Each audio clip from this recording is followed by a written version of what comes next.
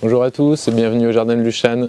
C'est pas parce qu'on n'habite pas sous les tropiques qu'on peut pas avoir un jardin au look tropical ou qu'il est impossible de faire pousser une petite jungle chez soi. En effet, il existe pas mal de plantes au look tropical qui peuvent tout à fait intégrer nos jardins, voire nos balcons et nos terrasses, en raison d'une rusticité qui est somme toute assez honorable. Dans cette vidéo, je vais donc vous présenter plusieurs plantes qui rentrent dans cette catégorie. Le titre de la vidéo indique que je vais vous parler de 5 plantes, mais en fait il va y en avoir un petit peu plus parce que je vais essayer de vous proposer des alternatives à chaque fois que j'ai réussi à en trouver.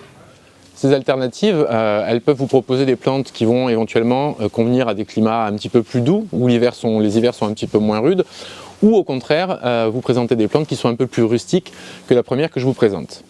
Parfois, je vais aussi vous présenter des plantes plus petites qui sont dans ce cas-là mieux adaptées à des jardins de petite taille ou éventuellement à la culture en pot sur une terrasse ou un balcon, ou dotées de qualités ornementales qui, bien qu'assez proches, présentent quand même des différences. Allez, on commence tout de suite avec le premier duo. Et bien sûr, la première plante que je vous propose dans cette sélection de végétaux au look tropical, c'est le palmier, un des grands classiques quand on pense jardin exotique. Comme promis dans l'introduction, je vais vous en présenter deux et je vais commencer avec celui qui est à côté de moi, qui est le palmier chanvre ou le palmier de Chine, qu'on appelle Trachycarpus fortunei. Vous le connaissez tous et on le voit partout, tout simplement parce que c'est l'un des plus rustiques. On est sur du moins 15 à moins 18 degrés, donc on en voit à peu près partout en France. Le tronc de ce palmier, qu'on appelle en fait un stipe, c'est pas vraiment un tronc, il est droit, il est rectiligne et il est recouvert d'une matière fibreuse, le chanvre, qui permet de l'isoler du froid. C'est ce qui lui donne aussi cette capacité à résister à nos hivers. Pour ce qui est des dimensions, il va monter entre 8 et 10 mètres, parfois un petit peu plus, mais sa croissance est très lente, donc il ne faut pas être pressé de le voir pousser. Son feuillage il est typique, il est persistant, c'est-à-dire qu'il est là présent toute l'année, en éventail comme ça, puis c'est un feuillage qui est épais et qui est coriace. Et c'est donc un arbre, c'est pas vraiment un arbre mais on va dire que c'est un arbre, c'est donc une plante que vous allez installer plutôt au soleil ou éventuellement à la mi-ombre, dans un sol plutôt riche, léger, qui soit frais en saison, puisqu'il aime bien quand même avoir un petit peu d'humidité au cœur de l'été, mais qui soit bien drainé en hiver pour éviter le pourrissement des racines. Le Trachycarpus, vous pouvez très bien le cultiver en pot, ici il est dans un grand bac, donc il peut aller en pleine terre ou en pot sans aucun problème. Comme alternative à ce palmier, je vous en propose un autre qui est le palmier dattier des Canaries, qu'on appelle Phoenix canariensis. Attention parce qu'il est beaucoup moins rustique, on va être aux alentours de moins 7 degrés, donc vous ne pouvez pas l'installer partout, mais je vous avais dit, le Trachycarpus, vous pouvez l'installer dans beaucoup de régions. Le palmier des Canaries, le Phoenix, vous allez le réserver plutôt au pourtour méditerranéen ou éventuellement au littoral atlantique. On peut même rentrer un petit peu à l'intérieur des terres, on en voit beaucoup ici à Pau par exemple, en ville. En effet, c'est rare qu'ici on ait des températures en dessous de moins 7 voire moins 8 degrés quand il fait très très froid. La journée en plus ça remonte, donc le gel ne dure jamais très très longtemps. Voilà, c'est à peu près moins 7 degrés pour le Phoenix. Alors le palmier des Canaries, lui, il a un tronc qui est beaucoup plus épais, beaucoup plus large. Il n'y a pas de chanvre dessus, donc il n'y a pas cette matière fibreuse. Par contre, il y a comme des écailles qui sont en fait les restes des anciennes frondes qu'on a coupées, tout simplement. Concernant son feuillage, justement, rien à voir avec le Trachycarpus, qui a une forme en éventail. Le feuillage, les frondes du Phoenix canariensis, elles sont très longues, elles sont un petit peu retombantes et elles sont vraiment très très découpées, un peu comme la structure, ça fait un petit peu penser à une plume d'oiseau. Si le Phoenix il est moins rustique que le Trachycarpus, en revanche, il a une croissance beaucoup plus rapide et puis il va monter un petit peu plus haut, il peut monter facilement à 15 mètres. Pour ce qui est des conditions de culture, vous pouvez le mettre en plein soleil, éventuellement à la mi-ombre. Vous allez choisir un sol qui est vraiment bien drainé, même un peu sec, même pauvre, sachant qu'il résiste aussi très bien aux embruns, puisqu'on le retrouve souvent en bord de mer, et donc résistant également au vent. Seconde plante emblématique, bien sûr, des jardins tropicaux ou exotiques, les bananiers. Alors, je vous aurais bien présenté celui que j'ai, qui est pour le moment en pot, mais là, en janvier, il n'est pas franchement présentable parce qu'en effet, c'est pas un énorme rustique, en tout cas au niveau du feuillage. Je vais en reparler un petit peu plus tard. Le plus couramment planté, c'est le bananier du Japon, Musa basjo. Alors c'est pas du tout un arbre, c'est une vivace géante. Et en fait, ce qu'on prend pour un tronc, c'est simplement la base des feuilles qui sont enserrées les unes contre les autres pour former cette espèce de stipe. Et au sommet de ce stipe, on a des feuilles qui sont très longues, qui sont également larges, assez souples et qui ont un petit port en parapluie un peu retombant comme ça. La croissance du bananier elle est rapide et il peut facilement, quand il est en place depuis plusieurs années et qu'il n'a pas été rabattu par le froid, il peut monter entre 3 et 5 mètres sans problème. Alors c'est un genre qui peut fleurir et qui peut éventuellement fructifier, mais il faut que les étés soient longs et très chauds. Donc ça n'arrive pas systématiquement en France et en tout cas pas dans toutes les régions. Et en plus les fruits qui sont produits ne sont pas vraiment comestibles. Alors concernant les bananes comestibles, en faisant des recherches, j'ai entendu parler d'un hybride qui s'appelle Ellen's Hybrid et qui apparemment ferait des fruits qui, bien que très chargés en graines, des graines assez dures, seraient comestibles. Et cette hybride serait normalement, d'après ce qu'on dit, rustique jusqu'à moins 10 degrés, ce qui semble un tout petit peu optimiste d'après les différents renseignements que j'ai pu collecter ici et là. Et puis une nouvelle fois, bien sûr, pour fructifier, fleurir et fructifier, il faut un climat chaud et qui dure longtemps. Donc on peut éventuellement envisager d'avoir des bananes comestibles avec cet hybride, peut-être au niveau de la Côte d'Azur, vers Menton. Si jamais vous avez ce bananier, si vous l'avez déjà cultivé, si vous avez une expérience avec cet hybride, n'hésitez pas à le mettre en commentaire pour en faire profiter les gens qui regarderont la vidéo.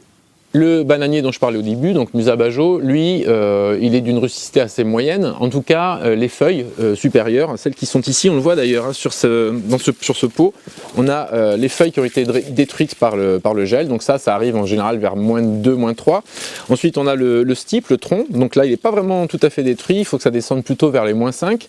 On n'a pas vraiment eu ça ici. En plus, on est sur une terrasse plein sud qui est un peu protégée. Par contre, si ça descend à -12, -15, en particulier sur une période un petit peu plus longue et avec un sol trop humide, là vous pouvez éventuellement perdre également la souche de votre bananier. Côté exposition, vous préférez le plein soleil pour ce bananier-là et plutôt protéger des vents forts qui peuvent justement déchirer ces feuilles. Ce sont des feuilles assez souples, hein, la fibre est assez légère, donc des coups de vent peuvent au bout d'un moment lacérer les feuillages, qui fait qu'il est quand même nettement moins beau. Et vous lui offrirez un sol qui est plutôt neutre, bien frais en saison, pareil, il a besoin d'humidité pour bien se développer et être très opulent, mais qui sera drainé en hiver. Dernière chose, le bananier que vous pouvez également cultiver en pot, il peut également émettre des rejets, c'est-à-dire faire des pieds.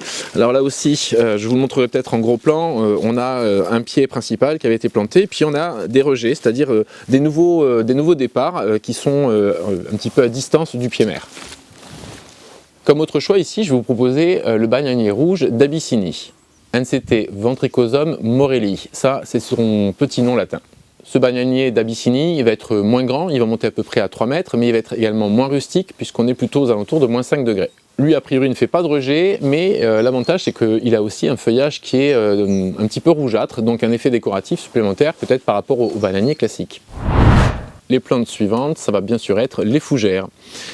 Et en particulier cette grande fougère arborescente, Dicksonia antarctica. Alors je vous l'accorde, quand on la voit ici, on n'a pas l'impression qu'elle est arborescente, mais c'est parce que elle est très jeune et que c'est une plante qui a une croissance très lente, mais elle est capable de monter jusqu'à 5-6 mètres. On en trouve d'ailleurs dans le commerce hein, qui ont des tailles très imposantes. Alors évidemment, c'est pas le même prix que quand vous l'achetez jeune, mais si vous l'achetez jeune, sachez qu'il vous faut de nombreuses années avant d'avoir vraiment une fougère arborescente. Donc la fougère arborescente, elle va former un stipe, hein, comme on l'a vu pour les palmiers par exemple. Elle va former un stipe qui va monter donc à 5-6 mètres, et au sommet du stipe, on va avoir de très longues frondes, très allongées, au port en parapluie un petit peu aplati ou retombant, avec des feuilles très découpées qui sont typiques du feuillage des fougères. Ce qui est sûr, c'est qu'une plante adulte, avec un stipe bien développé et des grandes frondes bien étalées comme ça, c'est franchement magnifique. Et pour le coup, vraiment très exotique. Alors, c'est pas une fougère hyper rustique, on va la retrouver plutôt idéalement sur le littoral atlantique ou dans les zones qui sont sous influence climat océanique, puisque la rusticité, on est aux alentours de -7 à -10 degrés environ. Vous éviterez également de l'exposer au vent trop froid ou desséchant, parce qu'elle aime plutôt donc être placée au soleil doux ou éventuellement à la mi-ombre, et qui a une bonne hygrométrie ambiante, donc une atmosphère assez humide. Le sol, quant à lui, c'est mieux qu'il soit frais, qu'il soit riche en matière organique, en humus, et qu'il soit plutôt neutre à acide. Alors peut-être que le Dicksonia antarctica, il n'est pas fait pour vous parce que vous habitez en zone trop froide, mais j'ai une solution pour vous avec d'autres fougères qui ont aussi un look très sympa. Alors c'est vrai qu'elles sont plus petites, elles ne vont pas monter comme la fougère arborescente à 5-6 mètres à terme, mais elles sont bien plus rustiques, on est sur du -15, -20 degrés parfois, et puis le look est quand même bien sympa. Parmi ces alternatives, on a donc le Dryopteris wallicana, qui est une fougère qui, bien sûr, ne va pas monter à 5-6 mètres, hein, mais 1,50 m environ, et qui va avoir des frondes de fougère typiques, découpées dans des tons verts. Et puis on a la fougère qui est devant moi, Dryopteris également, mais cette fois-ci c'est Dryopteris erythrosaura, qu'on appelle la fougère cuivrée, parce que là le feuillage est vert, hein, donc c'est une fougère qui est persistante, donc qui est sympa toute l'année, mais au printemps vous avez des frondes, les nouvelles frondes qui sont d'un orange cuivré absolument super beau. J'avais fait une vidéo sur cette fougère en particulier, je vous mets le lien au-dessus. Quand on pense aux jardins tropicaux, aux jardins exotiques ou à une jungle, on pense aussi automatiquement à des feuillages opulents et très très larges. Et justement, aujourd'hui, je vais vous présenter une de ces plantes à feuillage exceptionnel, le Gunera manicata, qu'on appelle aussi la rhubarbe géante du Brésil. Alors je ne peux pas vous la montrer à côté de moi parce qu'en ce moment, au cœur de l'hiver, elle est en dormance, toutes les parties aériennes ont disparu, mais en saison, vous allez voir que c'est une plante assez fabuleuse. Bien qu'on l'appelle rhubarbe du Brésil, attention, ce n'est pas une vraie rhubarbe, elle n'est pas comestible, donc on ne l'utilise pas pour faire une tarte rhubarbe fraise par exemple. Chez elle, tout est démesuré. C'est une plante qui va monter jusqu'à 3 voire 4 mètres. Et ces feuilles, elles sont tout aussi impressionnantes. Ce sont des feuilles qui sont énormes, qui peuvent faire jusqu'à 2 mètres de diamètre, qui sont assez rugueuses au toucher, assez épaisses, un feuillage vert, et qui sont plus ou moins arrondies et découpées en lobes. Ces grandes feuilles, elles sont portées par des longs pétioles, des longues tiges, qui sont recouvertes d'épines, mais ce sont des épines plutôt molles, voilà, qui ne sont pas blessantes. En tout cas, ça n'a rien à voir avec les épines que vous pouvez retrouver sur les rosiers, par exemple. Le Gunera fleurit également vers le mois de mai, il va former des grappes qui vont monter à peu près à 1 mètre et qui sont des grosses grappes de fleurs verdâtres, parfois un petit peu teintées de brun ou de rougeâtre. Le Gunera, c'est une plante complètement caduque, c'est-à-dire que toutes les parties de la plante, toutes les parties aériennes de la plante vont complètement disparaître en hiver. Et au niveau de la rusticité, justement, c'est pas non plus exceptionnel, on est pour la souche sur du moins 10 degrés à peu près. Elle peut éventuellement supporter un petit peu plus, enfin un petit peu moins que moins 10 degrés si vous la protégez bien, avec un bon paillis vraiment bien copieux pour la protéger du froid en hiver. Donc ces feuilles, ces tiges, elles vont disparaître dès qu'on va tomber sur des températures négatives. Donc déjà vers moins 2, moins 3, on commence à voir les feuilles qui vont brunir et puis qui vont finir par tomber. Donc vous pouvez très bien couper ces feuilles, les retourner sur la souche et rajouter de la paille par exemple par-dessus pour faire une bonne couverture isolante. Et puis au printemps, vers le mois d'avril, c'est en fonction des régions, c'est plutôt début avril ou fin avril, à ce moment-là, il faudra quand même dégager un petit peu cette couche isolante de façon à pouvoir laisser respirer la plante et qu'elle redéveloppe des feuilles qui, en une saison, peuvent de nouveau devenir immenses. Alors bien sûr, sur un sujet qui est installé depuis plusieurs années, elle n'a pas une croissance excessivement rapide, mais dès les premières années, vous avez quand même du feuillage qui apparaît. Et puis année après année, si elle est dans de bonnes conditions, devenir très très opulente. Alors justement, quelles sont ces conditions ? C'est une plante que vous allez planter au soleil, à un soleil non brûlant, mais il lui faut quand même de la lumière, donc un soleil non brûlant ou une ombre assez claire. Pour ce qui est du sol, vous allez choisir un sol qui est riche, c'est une plante qui a besoin de nourriture justement par rapport à sa dimension, donc un sol riche, un sol qui soit frais, en particulier en saison, elle a besoin de fraîcheur pendant la bonne saison, pendant l'été on va dire, pendant toute sa période de croissance, donc un sol riche, un sol profond, et bien frais. D'ailleurs on la voit souvent plantée au bord des points d'eau, par exemple au bord des étangs ou le long des cours d'eau. Le Gunera, vous pouvez très bien le cultiver en pot, alors dans un grand pot que vous penserez à maintenir vraiment frais et humide pendant la saison.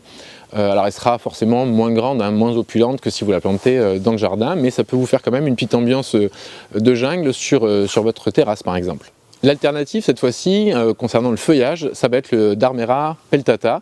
Alors il est beaucoup plus petit, il va faire à peu près 1 mètre et ses feuilles qui sont rondes également, elles font à peu près 60 cm de diamètre, donc on est vraiment passé dans la classe inférieure. Par contre au niveau de la rusticité, là on est sur du moins 25 degrés, donc il n'y a aucun souci, celle-là on peut la planter vraiment partout. La dernière star de cette sélection du jour, c'est l'Elegia capensis, qu'on appelle également la prêle Recio. Alors l'Elegia, c'est vraiment une vivace au look très très particulier. C'est un look qui hésite un petit peu entre celui d'une fougère et celui d'une prêle. Sa croissance est assez lente et à terme, elle peut atteindre aux environs d'1,50 m. Dans de bonnes conditions, elle peut quand même largement dépasser 1,50 m et peut monter à 2 voire 3 mètres. Elle va former une touffe de tiges persistantes et fines qui ont un port raide au départ et puis petit à petit, la touffe elle a tendance à s'évaser au sommet. Alors curieusement, c'est une plante qui n'a pas de feuilles, mais tout le long des tiges, on va avoir des verticilles, c'est-à-dire que vous avez une tige et puis vous avez on va dire un bouquet de tiges qui part vraiment du même endroit, de tous les côtés. Donc vous allez avoir des petits rameaux très fins, d'aspect un petit peu plumeux et très très léger. En mai-juin, il y a une floraison qui est brunâtre au sommet des tiges, des espèces de grappes un petit peu brunâtres qui tranchent bien justement avec le vert de ces tiges-là. L'Elegia est à placer au soleil ou à la mi-ombre, dans un sol qui soit frais en saison et drainé en hiver, comme finalement beaucoup de plantes. Dernière chose intéressante quand même pour l'Elegia, c'est que ce n'est pas une plante envahissante comme peut l'être la prêle. Et justement, en début de vidéo, je vous disais que l'Elegia, elle hésitait entre le bambou et la prêle, donc forcément, les deux plantes que je vais vous proposer comme alternative sont le bambou et la prêle. Concernant les bambous, vous pouvez choisir éventuellement les Philostachys, mais ça ce sont des bambous traçants, c'est-à-dire qu'ils vont avoir tendance à courir un peu partout et ils peuvent envahir votre jardin. Et ils peuvent également monter très très haut. La seconde catégorie, ce sont les Fargesia, qui forment des touffes, donc qui vont rester bien en place, qui ne vont pas courir partout, qui peuvent être cultivés également en pot, qui montent aux alentours de 3-4 mètres et qui ont souvent un port un peu plus souple. Et puis dans les bambous, un autre avantage, c'est qu'on peut retrouver des cannes très colorées, donc des cannes vertes bien sûr, des cannes jaunes, noires, on a des cannes bleutées ou des cannes pourprées. La seconde option, ce sont bien sûr les prêles, qui elles sont bien rustiques. Alors je pense par exemple à celle qui est à côté de moi ici, qui est la prêle d'hiver, Echisetum yemale, qui a des tiges qui sont pratiquement nues, il n'y a pas beaucoup de ramifications, les tiges sont vertes, mais vous avez également des anneaux noirs qui lui donnent beaucoup de graphisme, et donc une présence en toute saison. Vous pouvez aussi vous orienter vers Echisetum arvense, qui elle est un petit peu plus ramifiée, un petit peu plus vaporeuse on va dire, mais qui pour sa part est caduque. Les prêles, elles aiment les sols plutôt acides, frais, voire humides. Elles peuvent pousser carrément les pieds dans l'eau. La prêle qui est derrière moi, le pot est complètement immergé.